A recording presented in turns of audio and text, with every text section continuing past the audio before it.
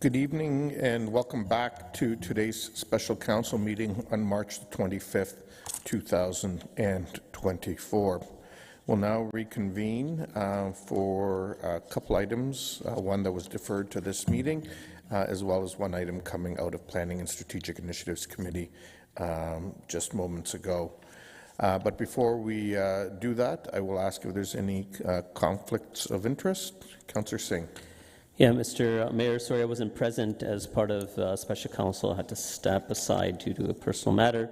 But this property is, although you know what's being sought here is more specific to the property itself. I don't think a conflict is there, but just on the side of caution because of proximity of property that I own, which is almost adjacent to this, I will declare a conflict and recuse myself. Okay, that's duly noted. Councillor Chapman. Yes, I'll do likewise because of proximity to where I live. Okay, so those two conflicts have been noted. We do have one delegation on this item, Mr. Victor LaBrush. I'll remind delegations, actually I didn't read this earlier, I don't think I need to, but I should follow the normal process. So before you begin, Mr. LaBrush, I'll remind you that you have 5 minutes to make your presentation. And for all delegations, while public participation is welcome in meetings, we're committed to engaging in respectful and constructive dialogue with members of the community. And note that conducting yourself in any of the following manners may result in an immediate removal from the meeting, interrupting the mayor, councillor, staff, or other delegations, derogatory statements about the mayor, councillor, staff, or others, and hate speech or defamatory comments. One last reminder for delegations, please do not take offense if following your presentation there are no questions from council. This is council's time to really listen and reflect upon the opinions and ideas shared with us from you, our community members. And with that, I will turn it over to you, Mr. LaBrush. Oh, hold on, your mic's not on. Are we good now, Madam? Yep, go ahead. Yes. Thank you, Mayor. Fabranovic, your opening comments are duly noted and respected. Members of council and city staff. My name again is Victor LaBrush from Arcadis, formerly IBI Group. We were here last week at your rather lengthy meeting to delegate specifically regarding the property at the corner, I guess it would be the northwest corner of Victoria and Park Street, on behalf of our client, Mr. Eric Olson. As we noted there, and staff have a report, I think, specific to discuss this as well, there was a previous agreement with this council on affordable housing formula for this property that was endorsed again by this council in June of last year.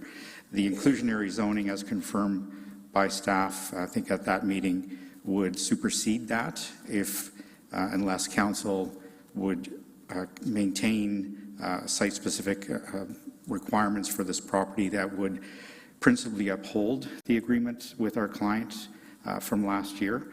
The staff report does include an alternative option to the considerations of inclusionary zoning on this property, which are really, I guess, on page 5 of the agenda, which is the beginning of the staff report. Bullet point 3 is what we here to support. It notes, should council determine that the approach to affordable units for these properties, as outlined in council's approval for the development applications in June of last year, continue, there is an alternative site-specific official plan and zoning bylaw amendments that are part of this report, and they are, I guess they would be Appendix D and E. I would note that the appendix to this report weren't actually labeled at the top, but I would just say that Appendix D is page 21, E is page 30, and we're here to support that alternative approach for this property. And I also would, that includes a sunset provision of up to 5 years. I also do want to reiterate, though, and I think you appreciate that, the matter that was committed to and agreed with our client, I want to say still holds, so that if any project happens here, which we certainly hope and intend will in the next couple of years move forward, the previous arrangements and agreement with this council will be enacted by our client. I'll leave it at that and able to answer any questions either now or if there's related to staff's report later as well. Thank you.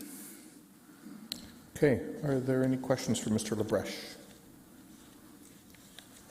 Okay, there don't appear to be any. Thank you for coming in. Thank you.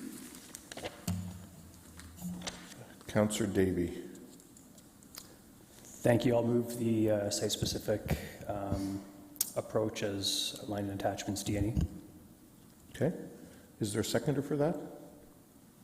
Councillor Johnson, thank you. Any discussion? Councillor Deneau. Thank you, Mayor Vrbanovich. My question is, how many other developments do we have on the books that, if we really wanted to, we could apply the new zoning to, as what we're staff are? Sorry, just 1 second. I'm hearing that our online folks are having a hard time hearing. I don't know if we can increase that volume at all. Barry? Yep. It's just more of the delegate. I can hear you guys. Thanks. But I think- Thanks, Councillor Ioannidis. Yeah, the delegate mic sometimes is a bit of a challenge. Okay, go ahead, Councillor Deneau. Okay, Apologies. yeah, so, I don't know if I really got my question in, but so how many other developments do we have? So we approved this development last year, and staff are saying that the IZ that we passed last week should apply to this site?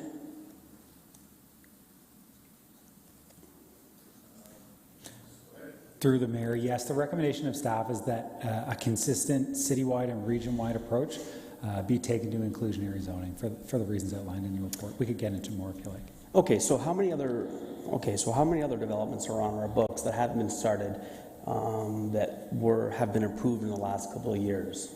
And if I'm sure there are some, are we looking to bring them into last week's framework? Through the mayor, council approved inclusionary zoning last week to apply to all properties in the PMTSAs, save and except this one, irrespective of any recent development activity. Okay, so if there are developments that we approved or council prior to myself being on, are in the PTMSAs, and they've been on the books for 4 years. When they start building, what staff is saying is that the agreement we had in place is essentially null and void. Now they're going to come into the IZ framework.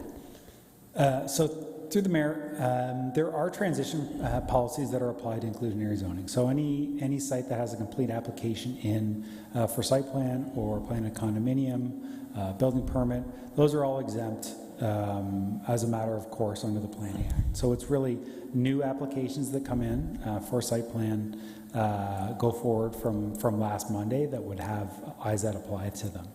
The circumstance here at Park and Victoria is there is an approval in place from our council awaiting final approval from the region, but they're not in a position yet to apply for site plan approval yet. So the site-specific approach that's been moved by Councillor Davey would in this case exempt them from inclusionary zoning and instead rely on the commitments that were made at this council in June of last year. Okay, I'll queue back in for comments. There's nobody else in the queue, so go ahead, Councillor Deneau. Well, comments. Thank you, Mr. Mayor. I definitely have issue with what the staff recommendation is. You know, there was an agreement in place. While we may not like the 8% of the CMHC affordable unit, you know, we did approve this back last year, and I think, as Councillor Davey is recommending, we stay with the original agreement. I don't love it, but I think that's what we have to do in this situation. Any other comments? Okay, if not, I'll take a vote. All those in favor? Opposed? Sorry, Councillor Ioannidis and O'Dooney? I was in favor. In favor? And Councillor Ioannidis, you're in favor? Okay, thank you. That's carried unanimously. With the noted conflicts. Sorry, did I? Oh, sorry, I didn't see that. Thank you.